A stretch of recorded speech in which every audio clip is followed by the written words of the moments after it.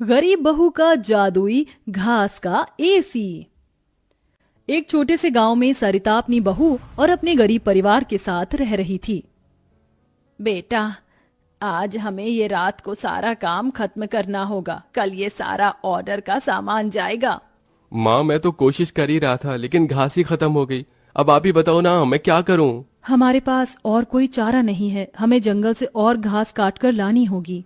इस समय जंगल में जाने का फायदा नहीं है, कभी भी कुछ भी हो सकता है। जंगली जानवर रात के समय ही बाहर निकलते हैं। अजय बिल्कुल सही कह रहा है बहू।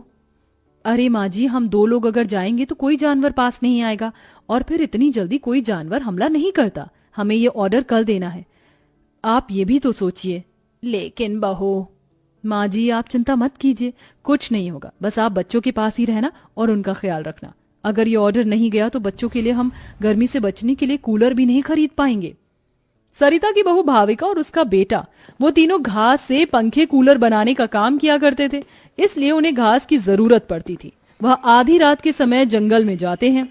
भाविका, जरा से भी हलचल हुई तो मुझे बता देना, कभी भी कुछ भी हो सकता है। ठीक है जी, मैं आपको बता दूंगी। अजय और भाविका दोनों ही जंगल में घास काट रहे होते हैं, तब उन्हें झाड़ियों से आवाज आने लगती है। क्या तुमने भी वहां से कोई आवाज सुनी है? हाँ जी, मैंने भी सुनी है। मैंने तुम्हें कहा था ना, इस समय आना ठीक नहीं है। चलो देखते हैं उधर क्या है। भाविका और अजय झाड़ियों के पास जैसे ही जाते हैं, उन झाड़ियों के पीछे से एक आदमखोर भेड़िया निकलता है। भाविका, भागो यहाँ से, यहाँ पर तो बहुत खतरनाक भेड़िया है। अजय और भाविका दोनों अपनी जान बचाकर भागने लगते हैं। अजय, अब हम लोग क्या करें? कहीं भेड़िए ने हमें खा लिया तो? रुकना मत, बस भागती जाओ। भागते भागते वो दोनों जंगल से किसी तरह बाहर निकल आते हैं और भेड़िया उनका पीछा छोड़ देता है। जान बची तो लाखों पाए, लौट के बुद्धू घर को आए। रास्ते में चलते हुए आधी रात के समय उन्हें गांव के एक कूड़े के ढेर के पास एसी पड़ा हुआ नजर आता है। अरे देखो जी, यहाँ पर एसी पड़ा है। अरे पता नहीं किसका होगा, चलो यहाँ से चलते हैं। मुझे लगता है किसी ने ऐसे ही डाल दिया होगा। मैं तो कहती हूँ इसे लेकर चलते हैं। भाविका अजय को एसी ले जाने के लिए मना लेती है, जिसके बाद वो दोनों उस एसी को घर ले आते हैं। तुम दोनों तो घास लेने गए थे, ये क्या लेकर आ गए हो? ये हमें रास्ते में पड़ा मिला। जब हम कूलर पंखे बना लेते हैं तो एसी भी बना सकते हैं। इस खराब एसी को छोड़ो और ये बताओ, क्या तुम घास लेकर आई हो? सरिता के ये बोलने के बाद जंगल की दुर्घटना के बारे में दोनों बताते हैं, जिसे सुनकर सरिता हैरान रह जाती है। अच्छा, इसका मतलब बहुत बड़ी मुसीबत से बचकर आए हो तुम दोनों, और साथ में ये कचरा उठाकर ले आए। वह तीनों बहुत ज्यादा परेशान हो जाते हैं। कल का ऑर्डर पूरा करने के बाद उन्हें कुछ पैसे मिल जाते, लेकिन घास न होने की वजह से उनका ऑर्डर पूरा नहीं हो पाता और वह ऑर्डर कैंसिल हो जाता है। अगले दिन उनके टूटे फूटे घर के अंदर धूप की किरणें आने लगती हैं, जिससे बहुत ज्यादा गर्मी हो जाती है। हे भगवान, कितनी गर्मी लग रही है, घर में पंखा भी नहीं चल रहा है। मुझे भी बहुत गर्मी लग रही है। पिताजी पिताजी, हमें बहुत गर्मी लग रही है, हमारे घर में एक पंखा भी ठीक से नहीं चलता। बेटा, थोड़ा सा सब्र रखो, कुछ दिनों में मेरे पैसे मुझे मिल जाएंगे, तो मैं घर के अंदर एक अच्छा सा पंखा लगवा दूंगा। हमारा वो ऑर्डर तो कैंसिल हो गया, लेकिन सुबह में घास ले आई थी मैं। चलिए गांव वालों के कूलर और पंखे में घास लगा देते हैं, उससे कुछ तो पैसे आएंगे। हाँ, तुमने सही कहा। भाविका और अजय दोनों मिलकर पुराने कूलरों के अंदर घास लगा रहे होते हैं, और यहाँ घर में राजू दिशा गर्मी से परेशान हो रहे होते हैं। काश कि हमारे घर में भी कोई एसी होता।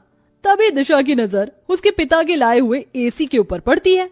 अरे राजू, जरा इसे देखो, लगता है पिताजी हमारे लिए एसी लेकर आए हैं, पर उन्होंने ये एसी अभी तक क्यों नहीं लगाया? क्योंकि ये एसी खराब है, बस इसीलिए। कल रात तुम्हारे माता पिता को यह कूड़े करकट में मिला था। ये सुनने के बाद राजू इस बात से तो खुश होता है कि उसके पिताजी पुराना ही सही, कम से कम एक एसी तो घर पर लेकर आए। कुछ देर बाद वह अपने दोस्तों के पास खेलने चला जाता है। ढोलू ढोलू, कहाँ हो तुम? चलो खेलते हैं। आज मैं नहीं आ सकता, बहुत गर्मी है, और इतनी गर्मी में मेरा मन नहीं कर रहा है आने का, क्योंकि मेरे घर के अंदर एसी लगा हुआ है। मैं उसकी ठंडी हवा में ही बैठना चाहता हूँ। क्या कहा? तुम्हारे घर के अंदर भी एसी है? हाँ, और हमारा एसी बहुत अच्छा चलता है, बहुत ठंडा कर देता है घर को।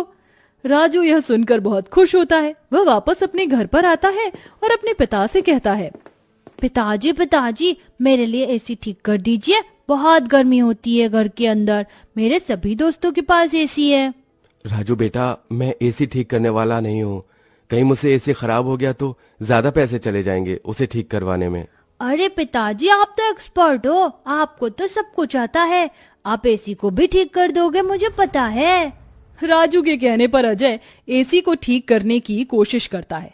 अजय को लगता है कि उसके ठीक करने पर एसी ठीक हो गया होगा, लेकिन एसी ऑन होते ही उसके अंदर से धुआं निकलने लगता है। ये क्या हो गया, लगता है ये एसी खराब है, फेंक दो इस एसी को। राजू गुस्से में ऐसा कहकर चला जाता है, जिसके बाद उसे इस तरह देखने से उसके दोनों माता पिता परेशान हो जाते हैं। हमें हमारे बेटे के लिए एक एसी तो बनाना चाहिए। भाविका और अजय दोनों अब सारे काम छोड़कर उस एसी को ठीक करने में ही लग जाते हैं।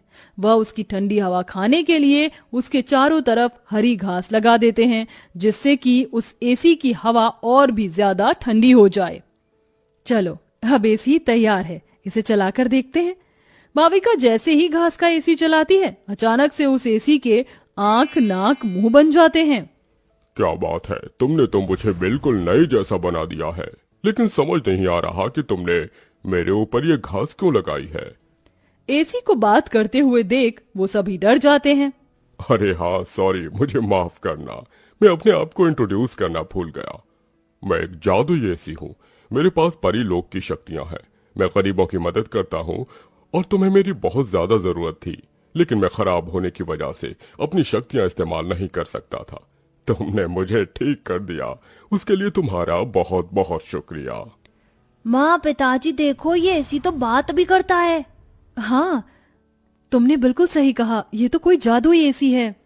तुमने बिल्कुल सही कहा, मैं हूँ एक जादुई एसी, बल्कि अब मैं हूँ एक घास का जादुई एसी और मुझे तुमने बनाया है। ये घास का जादुई एसी चलता भी है या फिर बस बातें ही करता है?